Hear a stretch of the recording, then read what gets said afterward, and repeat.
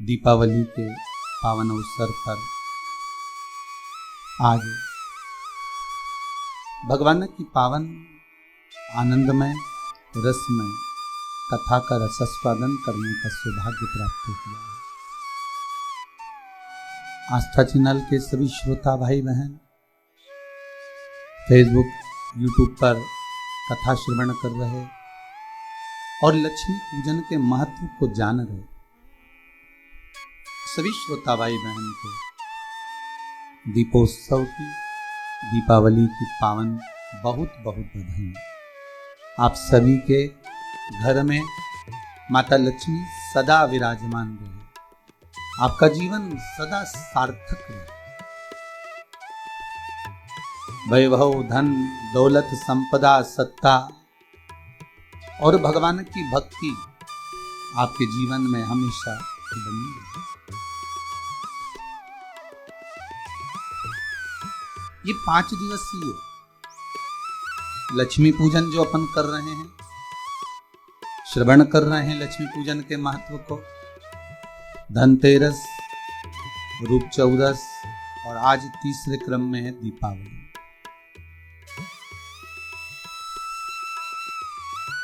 कल की कथा में सुंदर गोवर्धन चरित्र को लेंगे, फिर 5वें दिवस की कथा में भैया दूज की कथा का स्मरण करेंगे। और जो 5 दिवसीय पूजन आप नित्य धनतेरस से चौकी लगाकर, लीप कर, पोंछ कर, थाली रखकर उसमें जो चांदी का सिक्का और या अपना सिक्के का जो पूजन कर रहे हैं, वह निरंतर 5 दिवस तक अपने को करना है। और उसका स्मरण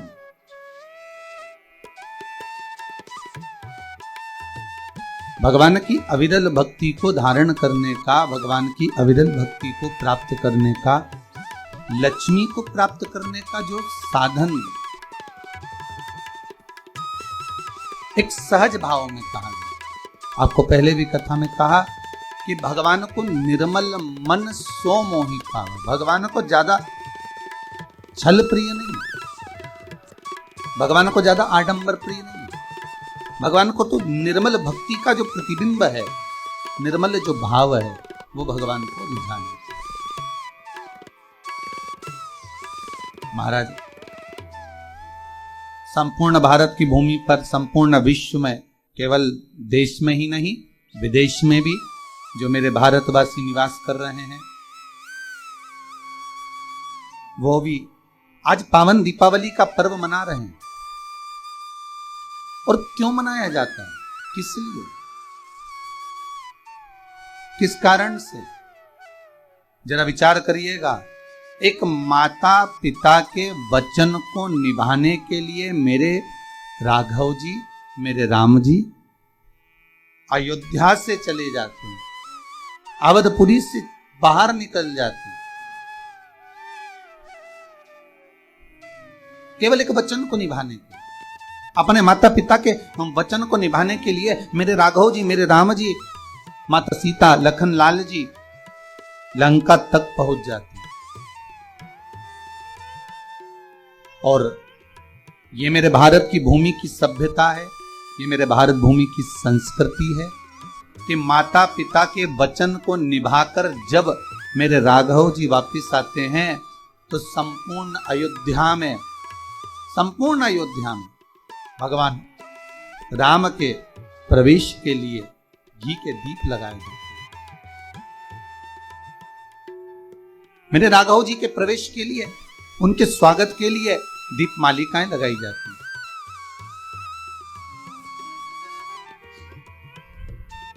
और उन दीप मालिका को मेरे राघव जी के प्रवेश के लिए संपूर्ण, और केवल अवधपुरी में नहीं, संपूर्ण विश्व में, संपूर्ण भारत की भूमि पर मेरे राघव जी के प्रवेश के लिए उनको अवधपुरी में आने के उत्साह में, उमंगता में, प्रसन्नता में घी के दीप, गरत के दीप लगाए गए। राघव जी महाराज पूरे संपूर्ण भूमंडल पर। और एक बात हमेशा याद रखिएगा अपने जीवन में, भगवान की सेवा में, भगवान की पूजन में, भगवान की भक्ति में हल्की वस्तुओं का प्रयोग नहीं करना। जरा विचार करिएगा, हम अगर किसी से बातें करते हैं, हम किसी से बात कर रहे होते हैं, हम किसी से मिल रहे होते हैं, अपनी वाणी में हम हल्का शब्द का प्रयोग करते हैं या हल्के शब्दों का प्रयोग करते हैं, तो सामने वाले पर फर्क क्या पड़ता है कि बताओ किसमें का व्यक्ति है, इतने हल्के शब्दों का प्रयोग कर रहा है, कितने गंदे शब्दों का प्रयोग कर रहा है, कितने विचित्र शब्दों का प्रयोग कर रहा है। तो तुरंत हमारी शान वहां घट जाती है कि हमारे शब्दों का संबोधन भी हम नहीं करते, हमारे शब्दों का संबोधन भी हम नहीं करते। अब जरा विचार करिए कि मात्र शब्द हल्के हो गए, तुम्हारा बोलने की भाषा हल्की हो गई, तो तुम्हारा सम्मान घट गए। अब इस हल्के संबोधन से, हल्के शब्दों से जब तुम्हारा सम्मान घट सकता है, तो जरा विचार करिएगा कि आप अगर परमात्मा की सेवा कर रहे हैं, आप भगवान की भक्ति को धारण कर रहे हैं, आप भगवान के भजन में अगर लगे हुए हैं, भगवान की चित्तवृत्ति में लगे हुए हैं और भगवान की सेवा में आप कोई हल्की वस्तु भगवान को समर्पित कर रहे हैं, तो उसका कोई सुख नहीं है हमारे, उसका कोई आनंद नहीं। पहले भी कथा में कहा, आपने शिव महापुराण में श्रवण करा, जितने श्रोता भाई बहन आस्था चैनल पर कथा सुन रहे हैं, इन्हें ध्यान दिया होगा, जितने फेसबुक यूट्यूब पर श्रवण कर रहे हैं, आज दीपावली के पावन अवसर की कथा जो आप सुन रहे हैं, आपको पहले भी कथा में कहा कि भगवान को एक चावल का दाना दो पर पूर्ण दो, भगवान को थोड़ा दो पर श्रेष्ठ दो। भगवान कभी नहीं कहता कि आप बहुता में दीजिए,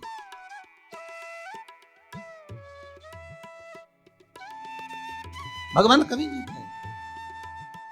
परसों की कथा में कहा था, धनतेरस की कथा अगर आपने श्रवण करी होगी तो उसमें कहा था, कर्जा लेकर, किसी से उधार मांगकर, किसी से धन लेकर, यदि आप कोई वस्तुएं लेकर आ रहे हो, कोई सामग्री लेकर आ रहे हो और वो तुम लाकर पूजन में रख रहे हो, तो उसकी कोई महत्वता नहीं, उसकी कोई मूलता नहीं।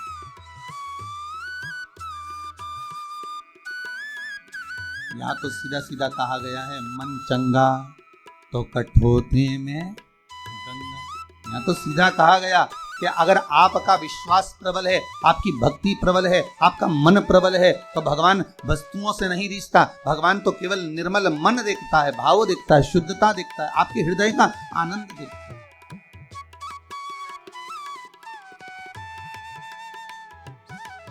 क्या किसको दिया जाए? अब देखिए, पूरे अवधपुर के वासी राम जी को घी का दिया लगा रहे हैं प्राप्त करने के, और एक चरित्र प्राप्त होता है सुंदर पंपा सरोवर, एक चरित्र प्राप्त होता है सुंदर चित्रकूट। चित्रकूट में मेरे राघव जी बैठे हैं, उनके नजदीक में मां जानकी आनंद के साथ विराजी हैं। लखनलाल श्री लक्ष्मण जी महाराज थोड़ी दूरी पर खड़े हैं। तभी वृक्ष पर एक बंदर आकर बैठ जाता है, और वृक्ष पर जब बानर आकर बैठा, बंदर आकर बैठा, तो वो वृक्ष पर बैठा बैठा वो बानर अपनी पूंछ को राघव जी के मुख पर मार रहा है, राघव जी के मुख पर डाल रहा है। राघव जी के मुख पर वो पूंछ बार बार आ रही है। अब राघव जी के मुख पर जब वो पूंछ आ रही थी, राघव जी उसको हाथ से हटा रहे थे, मेरे राम जी उसको हाथ से हटा रहे हैं। फिर वापिस पूंछ आई, वापिस हटाया, फिर पूंछ आई, फिर हटाया। इतने में तो लक्ष्मण जी को क्रोध आ गया, और लक्ष्मण जी ने उसी समय पर धनुष और बाण उठाया और उस बानर को मारने के लिए बस बाण छोड़ने ही वाले थे, तो राघव जी ने पूछ लिया, मेरे राम जी ने पूछ लिया, लखनलाल, ए लक्ष्मण क्या कर रहे हो? लक्ष्मण जी बोले, प्रभु बताओ तो सही, ये बार बार आपको पूंछ फेंक रहा है आपके मुख पर। ये बार बार पूंछ आपके चेहरे पर डाल रहा है। इस बानर को मैं छोड़ूंगा नहीं, इसको मैं मार दूंगा। राम जी बोले, देखो लक्ष्मण, जिसके पास जो होता है ना वो वही समर्पित करता है। इस बंदर के पास में देने के लिए कुछ भी नहीं है।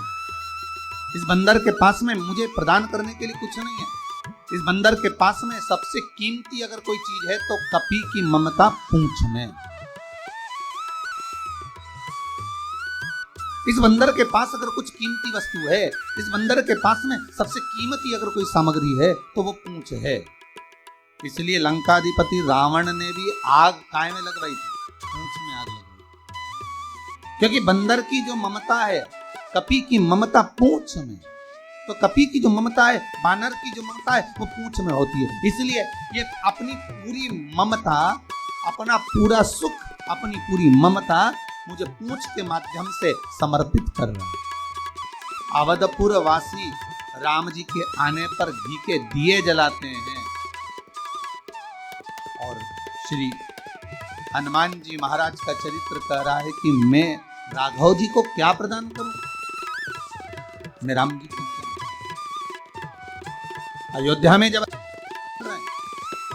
अवधपुरी में जब राम आ रहे हैं, सारे अवधपुरी वासियों ने तो घी के दिए लगा दिए।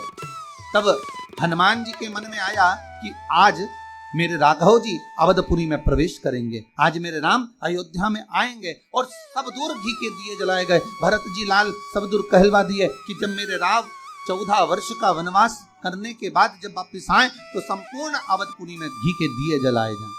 पर हनुमान जी के मन में आया कि मैं घी कहां से लाऊं और दिया कहां से लगाऊं।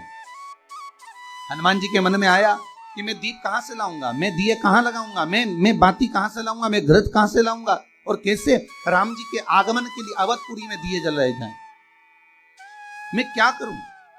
मेरे राम जी हनुमान जी के मन के भाव को जान गए, क्योंकि राम राम है।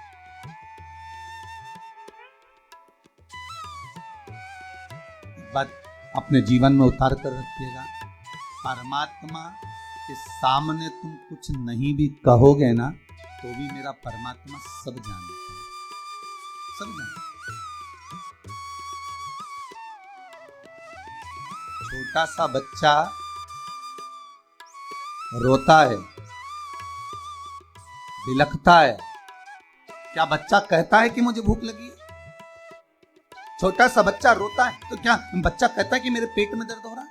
छोटा सा बच्चा जब बिलखता है, रोता है, तो किसको मालूम किसका पेट दुख रहा है, किस सिर दुख रहा है, किसके नयन में कुछ हो गया, किसकी श्रवण शक्ति में कुछ हो गया, कि बच्चे को भूख लगी कि प्यास लगी। छोटा सा बच्चा बस रोया और माँ समझ जाती है किसका पेट दुख रहा है, किसको भूख लग रही है, कि भोजन करना चाहता है, कि क्या दूध पीना चाहता है, किसके नेत्रों में, किसकी श्रवण शक्ति में कहीं तकलीफ हो रही। बच्चा बोलता नहीं है पर माँ समझ जाती है कि मेरे बच्चे को ये तकलीफ हो रही है। उसी तरह आप परमात्मा के सामने जाकर बैठ जाओ, आप मंदिर में जाकर बैठ जाओ, आप भगवान की भक्ति में जाकर बैठ जाओ, आप लक्ष्मी जी की पूजन में जाकर बैठ जाओ, आप शंकर की आराधना में जाकर बैठ जाओ। आपको कहना नहीं पड़ेगा कि माँ आप हमारे घर में आइए। केवल माँ तो एक भाव आपका देखना चाहती है और माता सदा आपके घर में रहना चाहती है। लक्ष्मी स्वतः ही आपके निर्मल मन को देखकर आपके घर में प्रवेश कर जाती है। हनुमान जी ने सोचा कि ना तो मेरे पास में घी है, ना मेरे पास में बाती है कपास की, ना मेरे पास में दीपक है। अब मैं करूं तो करूं क्या? ऐसा कोई दिया मैं भी लगाऊं, ऐसा कोई दीप मैं भी प्रज्वलित करूं, ऐसा कोई दीप मैं भी प्रकट करूं कि वो दिया लगाऊं और चारों तरफ प्रकाश हो जाए। ऐसा कौन सा दिया हो सकता, वो दीप कौन सा हो सकता? आप भी विचार करिएगा कि हनुमान जी ने वो कौन सा दिया लगाया था जिसमें हनुमान जी के पास ना तो बाती थी, हनुमान जी के पास ना तो घी था, हनुमान जी के पास ना दिया था, और उसके बाद भी प्रकाश कर दिया था। वो कौन सा दीप हनुमान जी महाराज ने लगाया था? महाराज राम जी समझ गए कि हनुमान चाहते हैं दिया लगाने के लिए, तो हनुमान को दिया लगाने भेज ही दिया गया। और मेरे राम जी ने हनुमान जी को आज्ञा करी, हनुमान सुनो, अब अयोध्या थोड़ी ही दूर पर बची है, कुछ दूर पर अयोध्या बची है। राम तुरंत बोले, हनुमान अब जाओ, सबसे पहला दिया आपको लगाना है अवधपुरी में मेरे आने का, सबसे पहला दीप आपको जलाना है अवधपुरी में मेरे प्रवेश का, सबसे पहला दीप आपको प्रज्वलित करना है मेरे आने का। तो हनुमान जी महाराज बोले, ना तो मेरे पास में रुई है, कपास है, ना मेरे पास में घी है, ना मेरे पास में दीपक है, फिर मैं कैसा प्रकाश कर सकता हूं। तब श्री राम जी महाराज ने कहा, हनुमान जाओ, श्री भरत लाल जी के पास में जाओ, नंदीग्राम में जाओ और भरत लाल जी से जाकर कहना कि राम अयोध्या में आ रहे हैं। बस सबसे बड़ा अगर कोई दीप होता है, सबसे प्रबल अगर कोई दीपक होता है तो किसी के चेहरे पर खुशी दे देना, ये दुनिया का सबसे प्रबल दीप है, दुनिया का सबसे प्रबल दीप, दुनिया का सबसे प्रखर दिया। बस यही है कि किसी रोते के चेहरे पर प्रसन्नता आ जाए।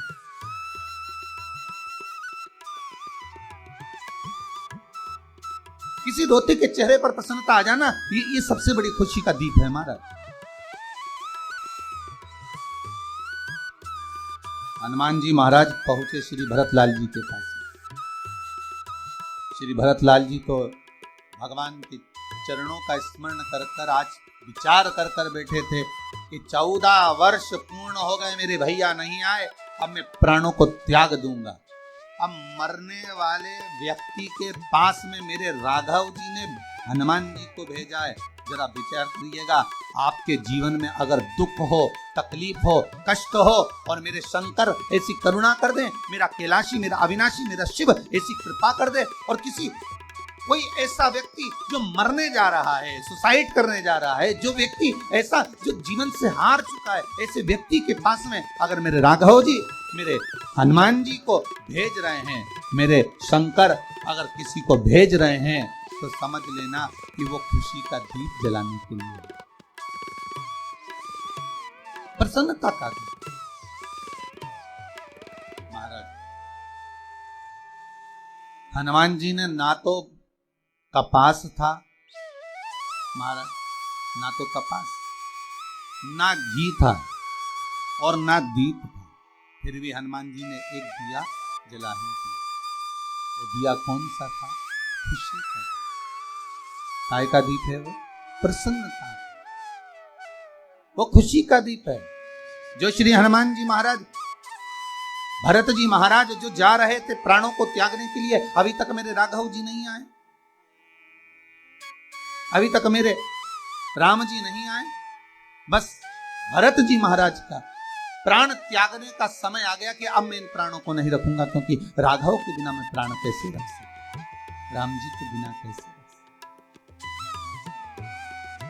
क्या करूं मैं इस प्राणों का। और भरत जी महाराज आज अपनी कुटिया से बाहर निकलकर प्राणों को त्यागने के लिए जब जाने लगे, इतनी देर में श्री हनुमान जी महाराज वहीं पर प्रकट हो गए, और प्रकट होते से कहा, कहाँ जा रहे हो प्रभु? कहा, मेरे प्रभु का इंतजार कर कर कर थक गया, अब मैं अपने प्राणों को त्यागना चाहता हूँ। हनुमान जी महाराज ने ना कपास था, ना घी था, ना दिया था, पर भरत जी के चेहरे पर जो रो रहे थे, प्राण त्यागने जा रहे थे, श्री हनुमान जी महाराज ने उनको प्रसन्नता का दीप दे दिया कि मेरे राम जी माता जानकी को लेकर, लखन लाल को लेकर, लंका को जीतकर मेरे राघव जी आ रहे हैं। बस ये प्रसन्नता का दीप भरत लाल जी को लगा, और ऐसा दिया भरत जी के हृदय में जला कि भरत जी महाराज ने पूरी अवधपुरी में घी के दीप लगवा दिए। पूरी अवध, सबसे पहला दिया दीपावली का अगर किसी ने लगाया था तो श्री हनुमान जी महाराज ने लगाया था, वो प्रसन्नता का दीप। काय का दीप है वो? प्रसन्न। श्री हनुमान जी महाराज अगर पहला दीप लगाना है दीपावली का, अगर कोई आपसे पूछे कि दीपावली का सबसे पहला दिया किसने जलाया था, दीपावली का सबसे पहला दीप कौन प्रकट करा था, तो आप कह सकते हो हनुमान जी महाराज ने दीप जलाया था दीपावली का सबसे पहला, और वो प्रसन्नता का दीप। उसमें ना कपास थी ना घी था, उसमें ना बाती थी और ना कोई दिया था। उनके पास में तो केवल एक शब्द के एक अनमोल घृत था, शब्दों का एक कपास था, शब्दों का एक दिया था, जो केवल एक रोने वाले के पास में जाकर कह दिया कि तुझे ये प्रसन्नता मिल रही है। राम जी आ रहे हैं, उसी तरह परमात्मा है, उसी तरह मेरा शिव है, उसी तरह मेरा भगवान नारायण है, उसी तरह माता लक्ष्मी है। आप किसी के रोते हुए के चेहरे पर, आप किसी रोने वाले व्यक्ति के जीवन में अगर थोड़ा सा भी सुख प्रदान करते हैं और उसके चेहरे पर अगर प्रसन्नता आ जाती है, समझ लेना कि राम स्वयं आपके घर में लक्ष्मी को भेज दिए, आपके घर में स्वतः लक्ष्मी। भगवान राम जी महाराज के आने की प्रसन्नता का दीप श्री हनुमान जी महाराज ने भरत जी के इन श्रवण रूपी दिए में दे दिया। आपसे भी निवेदन है,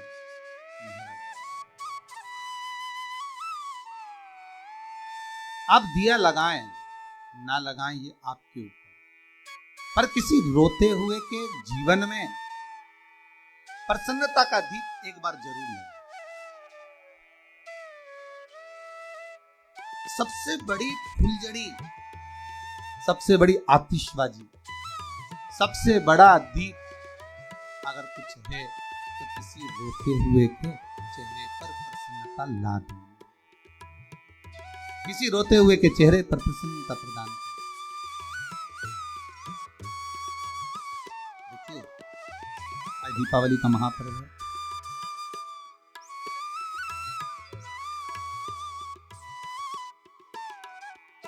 जितने भी मेहमान आपके यहाँ मिलने आने वाले हैं ना, आज से लेके कल, कल से लेके परसों, परसों से लेके नरसों तक 2-4 दिन में जितने भी मेहमान आपके यहाँ मिलने आएंगे, हैप्पी दिवाली कहने आएंगे, ध्यान देना सबके यहाँ पर खूब चकाचक माल बना होगा, गुजिया भी बना होगा, पपड़ी भी बनी होगी, खुरमे भी बने होंगे, बढ़िया सेव मिक्सचर भी बना होगा, भी बना होगा, तो माल तो सबके यहाँ बना होगा।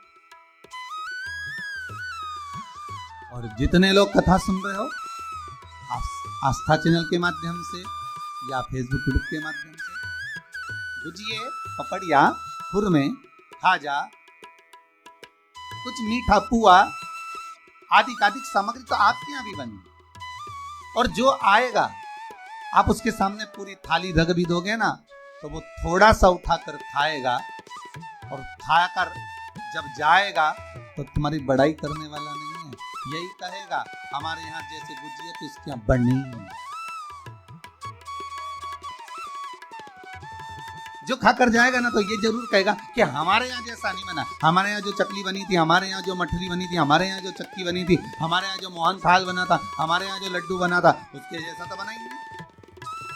वो कितना ही खिला फिर भी वो यश नहीं गाएगा।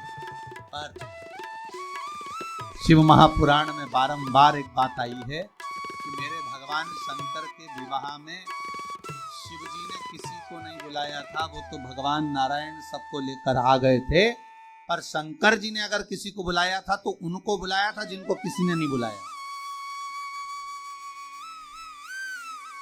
भूत, प्रेत, डाकनी, पिशाचिनी आदि आदि जो जिनको कोई नहीं बुलाता उनको शिव जी ने बुलाया। तो निवेदन है, खाए हुए व्यक्ति को अगर कुछ खिलाओगे ना तो वो यश नहीं गाएगा, पर जो भूखा है ना, जिसको जरूरत है, जिसने कभी गुजिया लिया ही नहीं हो, खाया ही नहीं हो, जिसने कभी पपड़िया ना खाई हो, जिसने कभी खुरमा ना खाया हो, जिसने कभी चकरी ना खाई हो, अगर आप उसको कुछ खिला रहे हो, उसको अगर कुछ पवा रहे हो, तो उसके चेहरे की जो प्रसन्नता होगी, उसके चेहरे का जो सुख होगा, वही फुलझड़ी है, वही आतिशबाजी है, और वही सही मायने में घी का दीप है। वही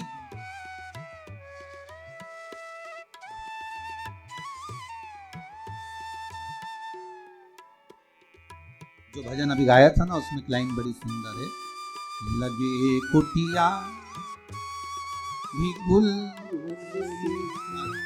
जो कुटिया है वो भी दुल्हन की तरह, अर्थात प्रसन्नता का जो दीप होता है ना, खुशी का जो दिया होता है, तो कुटिया में भी लोग आनंद कर जाते हैं।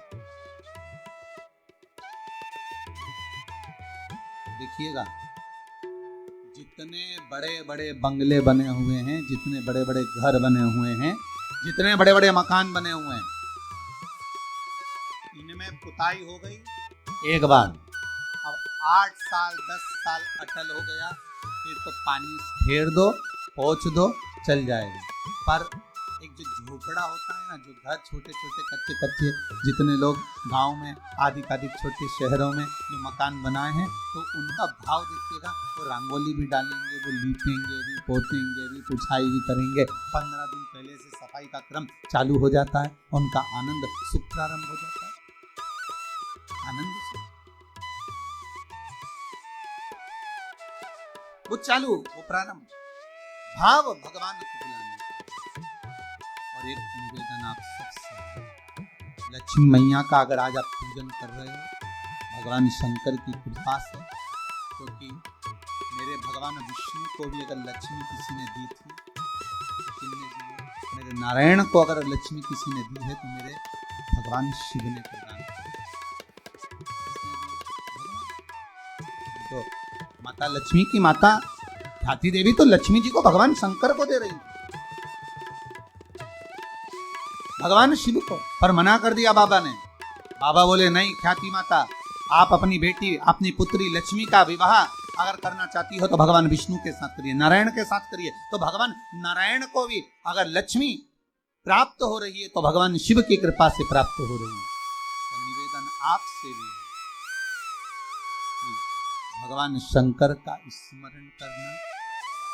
दीपावली का पर्व है, घर में जब शाम के समय आप लक्ष्मी का पूजन कर रहे हो, भगवान शंकर का अनुमोदन कर रहे हो, भगमाता लक्ष्मी को अपने घर में प्रवेश करा रहे हो, तो नमः शिवाय पंचाक्षर मंत्र का स्मरण करिए, श्री शिवाय नमस्तुभ्यम का स्मरण करिए, श्री गणेश जी महाराज का स्मरण करिए, और तब लक्ष्मी की पूजन करने बैठिए।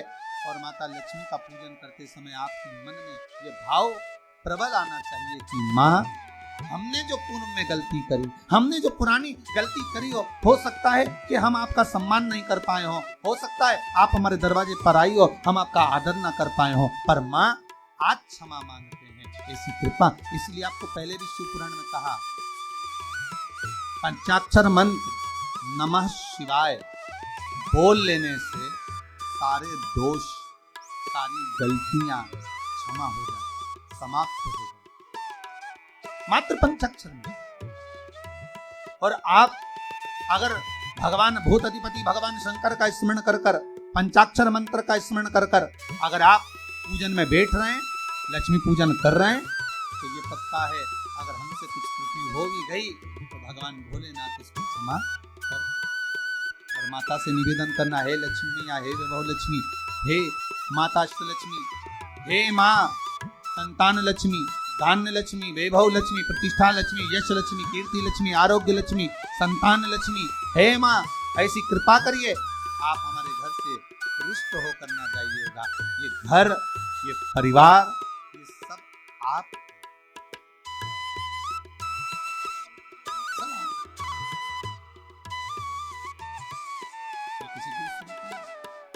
माँ पूजन करते समय माता लक्ष्मी से जरूर कहें, माँ 4 साल हो गए, 2 साल हो गए, ये 2 वर्ष जो ये कोरोना महामारी में गए हैं, ये वर्ष जो बेकार निकल गए हैं, माँ हो सकता है आप हमसे रुष्ट हो गई हो, पर आप क्षमा मांगकर अपने घर में आप प्रवेश करिए।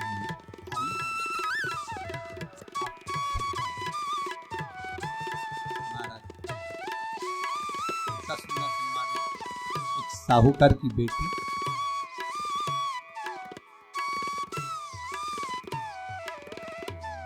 साहूकार की पुत्री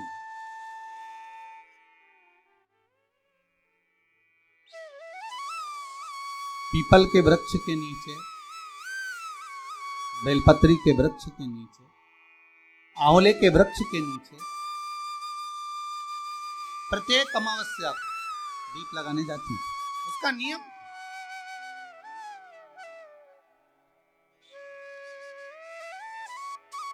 साहूकार की पुत्री प्रत्येक अमावस्या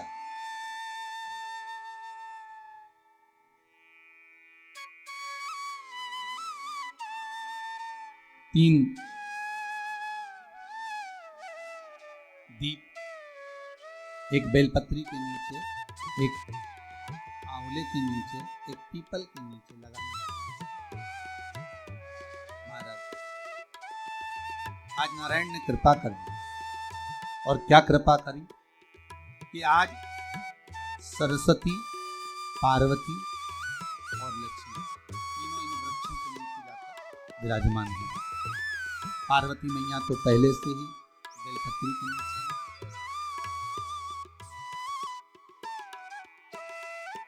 स्वयं सरस्वती मैया, लक्ष्मी मैया आंवले और पीपल के नीचे विराजमान है। अब आज तीनों देवियों में बात हो रही है, आज तीनों देवियों में चर्चा हो रही है कि यदि आज अगर कोई दीप लगाने आया और पहला दीप जिसका लगेगा तो ये पक्का है कि मैं लक्ष्मी उसके घर में प्रवेश करूंगी।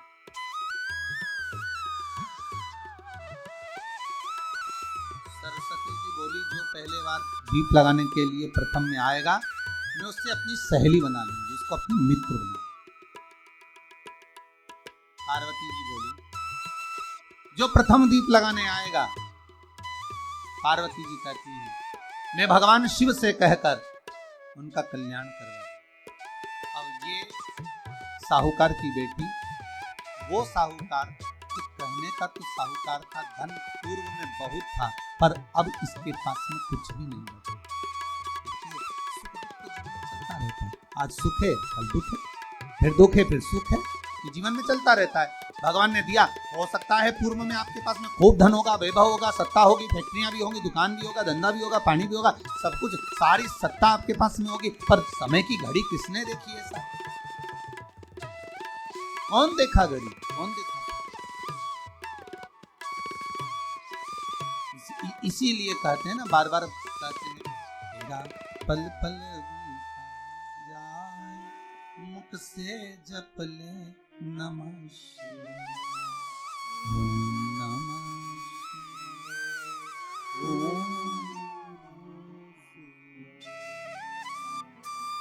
बड़ी मुश्किल से मिलता है। घड़ी पल समय नक्षत्र कब बदल जाए किसको मालूम है। आज साहूकार की जीवन में था साहूकार कहने का, पर धन नहीं था, वैभव नहीं था, सब समाप्त हो गया था, कहीं पैसा चले गया, लग गया। बेटी ने वही दीप तैयार करे। दीपावली की अमावस्या नहीं थी, पर दूसरी जो अमावस्या थी उस अमावस्या पे उसने दीप लगाया। जैसे दीप लगाया, 3 देवियों ने आवाज लगाई, अरे सखी सुनो तो। साहूकार की बेटी बोली किसकी आवाज आ रही है? अरे सखी सुनो तो। उसने कहा क्या बात है? आवाज आई, 3 सुंदर स्त्रियां, बड़ी सुंदर युवती बनकर, सुंदर आभूषण वस्त्र पहनकर बैठी हुई, एक ही जगह पर तीनों बैठी हुई।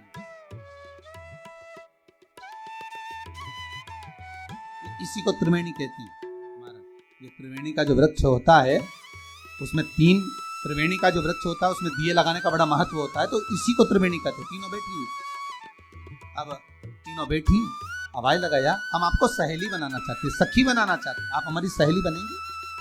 अब इस साहूकार की बेटी को लगा ये तो बहुत पैसे वाली दिख रही है, धनपति दिख रही है, और मैं तो गरीबड़ी, और ना जाने में अगर इनकी सखी बन गई तो फिर इनको क्या मुझे देना पड़ जाए, कोई भरोसा। इसलिए शास्त्र कहता है कि मित्र भी बनाओ तो सोच समझ कर बनाओ, मित्र भी बनाओ तो सोच समझ कर बनाना। ज्यादा धनपति मित्र बन गया तो मन में आएगा कि जब ये घर आएगा तो इसको घृत का भोजन तो कराना ही पड़ेगा, घी का भोजन तो कराना ही पड़ेगा। इसलिए मित्र भी बने तो ऐसा बने कि जो आपके सम्मुख में हो, उसको धन और वैभव से मतलब ना हो, उसको सत्ता से मतलब ना हो, आप उसको केवल आपसे, आपकी मित्रता से। साहूकार की बेटी ने कहा मैं आपको कल बताती हूँ, मेरे पिताजी से पूछूंगी मैं आपको मित्र बनाऊं कि ना बनाऊं। घर पहुंची, पिताजी मुझे 3 सखियां मिली, एक सरस्वती है, एक पार्वती है और एक लक्ष्मी है। अच्छा, पीपल, आंवला और बेलपत्र तीनों महाविराज। अच्छा, क्या कर रही हैं? सखी बनाना चाहिए। पिताजी ने कहा बन जाओ सखी। सखी बनने में दिक्कत क्या है, बनो। अब दूसरी अमावस्या पे जब वो गई और जाकर उसने कहा कि मैं आपकी सखी बन सकती हूँ, तीनों प्रसन्न हो गई। तो उसमें से एक सखी माता लक्ष्मी ने कहा कि चलो आज तुम हमारे घर चलो, हम तुम्हारा सम्मान करना चाहते हैं।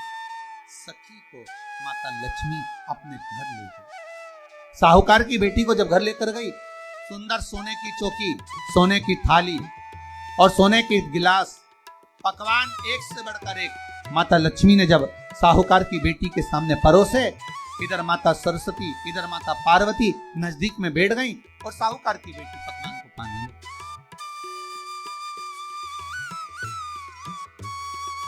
साहूकार की बेटी पकवानों को पा रही है, भोजन ग्रहण कर रही है। अब भोजन करने के बाद साहूकार की बेटी चली गई। अब जाते से ही माता लक्ष्मी जी ने कहा, सुनो सखी, अगली जो अमावस्या आ रही है, आपको मालूम है वो कौन सी अमावस्या है? नहीं। कहा दीपमाली, दीपावली की अमावस्या, आपको मालूम है?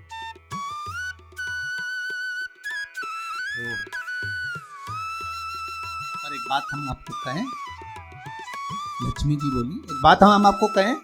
हाँ बोलिए। हम चाहते हैं इस अमावस्या को आप हमारे घर आई हो, अगली अमावस्या को हम आपके घर आना चाहते हैं। क्या आप हमें बुलाएंगे? सखी ने कहा, साहूकार की बेटी बोली, अगर आपका मन है आने का तो आप आओ, मना नहीं। साहूकार की बेटी हूं मैं। लक्ष्मी जी ने मन में सोचा, ठीक है, तैयारी करो। आज साहूकार की बेटी घर पहुंची तो पिताजी ने पूछा, बेटी आज बहुत देर हो गई तुझे आने में, कहाँ रह गई थी? कहाँ रह गई तू? बेटी कहती है, 3 सखियों के घर गई थी, आने में देरी हो गई, पर मेरी सहेली माता लक्ष्मी कह रही हैं कि अमावस्या के दिन मैं तुम्हारे घर में आऊंगी। तो पिताजी ने कहा, उसमें क्या दिक्कत है, तैयारी करो। तो पिताजी घर में अपने खाने के लिए तो कुछ नहीं, तो माता लक्ष्मी को क्या खिलाएंगे? कई लोग कहते हैं कि दीपावली पे ना तो हमारे यहाँ घी है, ना हमारे यहाँ तेल है, ना हमारे यहाँ कपास है, ना हमारे यहाँ पर मिठाई बन रही है, ना हमारे यहाँ अच्छे वस्त्र हैं, हम क्या पहने माता लक्ष्मी को रिझाने के लिए? परशु महापुराण की कथा कहती है, अगर आपका भरोसा, आपका विश्वास, आपकी दृढ़ता परमात्मा के चरणों में लगी है तो परमात्मा लक्ष्मी पूजन की व्यवस्था भी वही कर देगा कि लक्ष्मी जी का सम्मान कैसे करना, आदर कैसे करना। घर में बच्चों का विवाह होता है, टेंशन आपको होता है, परमात्मा पर छोड़ दो, भगवान विवाह कराने वाला होगा, भगवान पाणिग्रहण संस्कार कराएगा, भगवान व्यवस्था करेगा, क्योंकि जन्म उसी ने दिया है तो मृत्यु भी वही देता है, जन्म उसी ने दिया है तो पाणिग्रहण संस्कार भी वही करा देता है। क्यों सोच? साहूकार ने कहा, बेटी तू इतनी जल्दी हिम्मत हार गई कि तेरे घर में कुछ नहीं है? गाय का गोबर ला, लीपन कर, घर को पोंछ, कचरा उठाकर बाहर फेंकिया। पिताजी घर में तो कचरा भी नहीं है कि जिसका प्रयोग करा जाए, कचरा उठाकर बाहर फेंकिया। चौक पूर, पिताजी चौक पूरने के लिए तो मेरे पास में कुछ है ही नहीं, जो दीवार पर पोत रही है वही मिट्टी को पोत दी।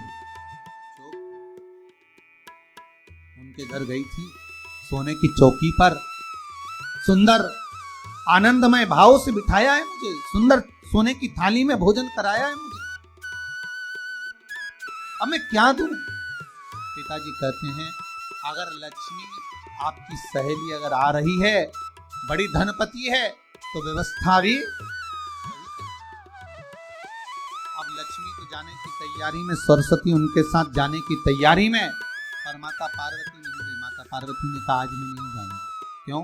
आज मुझे अमावस्या का दिन है ना, इसलिए बेलपत्री के पेड़ के नीचे मुझे रहना पड़ेगा। तो माता पार्वती बेलपत्र के पेड़ के नीचे रुक गई। अब ये दोनों जाने के लिए तैयारी करी। लक्ष्मी और सरस्वती जाने लगी, साथ में उन्होंने गणेश जी को ले लिया, रिद्धि सिद्धि को ले लिया और साहूकार के यहाँ जा रही हैं। जैसी साहूकार के यहाँ जा रही थी, इतनी देर में माता पार्वती को लगा कि इसके पास में जिमाने के लिए, रखने के लिए कुछ नहीं है। माता पार्वती ने एक चील का रूप लिया और उड़ती हुई एक राजकुमारी के हार को, रतन जड़ित हार को लेकर माँ पार्वती गई और साहूकार के घर में उस फेंक दी। साहूकार के दरवाजे पर जैसी फेंका, बेटी ने झाड़ू लगाते समय देखा कि कचरा, ये हार कहां से आ गया। पिताजी को दिखाया, अल्लाह में जाऊं, और साहूकार लेकर गया हार को। जो सेठ को दिखाया, महाराज ये हार तो करोड़ों का है, कोई साधारण नहीं।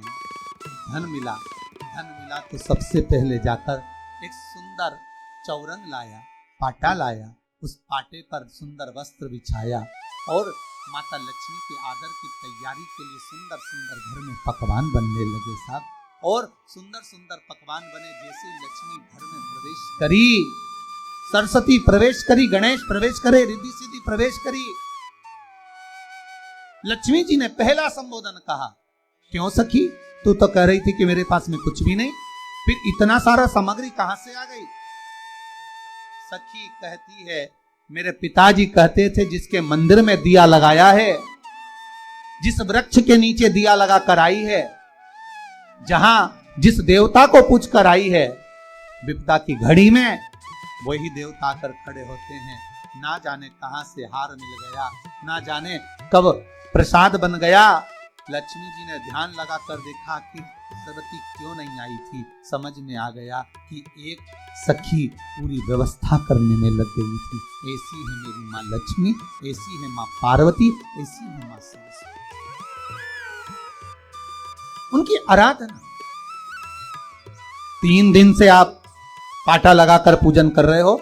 आज भी दीपावली का पूजन भी आपको ऐसे ही करना है।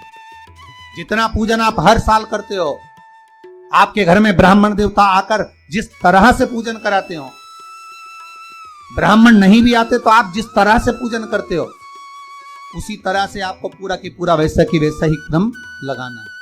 पर जो पूजन आपने धनतेरस पे करी, रूप 14 पर करी, वही थाली आज फिर पहुंचकर पाटे पर लाल वस्त्र बिछाकर, चौरंग पर लाल वस्त्र बिछाकर उस थाली को रखना है। उसी थाली जैसे आपके यहाँ के ब्राह्मण पूजन बताते हो, वैसी पूजन करो। और अगर ब्राह्मण आपके यहाँ नहीं आते पूजन कराने, आप स्वयं करते हो, तो जैसा करते आए हो, आपके पूर्वज जैसा बताते हो, आपकी सास जैसी बताती हो, आपके ससुर जैसा बताते हो, आपके जेठ जेठानी जैसा बताते हैं, आपके घर के बड़े बुजुर्ग जैसा बताते हैं, वैसी पूजन करो।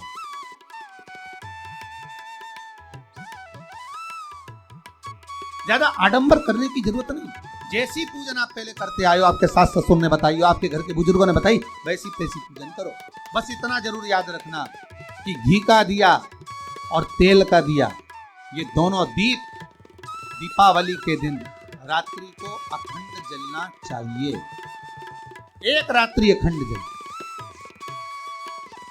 घी का दीप जहां लक्ष्मी जी रखी है, आपने जिन कलदार की पूजन करी है, उनके सीधे हाथ पर, और तेल का दीप उल्टे हाथ पर रखा होना, लक्ष्मी जी के, आपके नहीं। वही रोली, मौली, चंदन, अबीर, गुलाल, मेहंदी, पीले अक्षत, चावल, सुंदर सुंदर पुष्प, इत्र, सुंदर माला, कमल के फूल, कमल गट्टे 5 या 7, अमरबेल के टुकड़े 7 या 5, हल्दी की गांठ 5 या 7, हरे मूंग, धने में जो खड़ा धना होता है, उस धने के साथ में थोड़ा सा गुड़ की बाटी, ये भी एक कटोरी में भरकर रखना। क्यों रखा जाता है गुड़ और धने को? क्यों रखा जाता है लक्ष्मी पूजन में?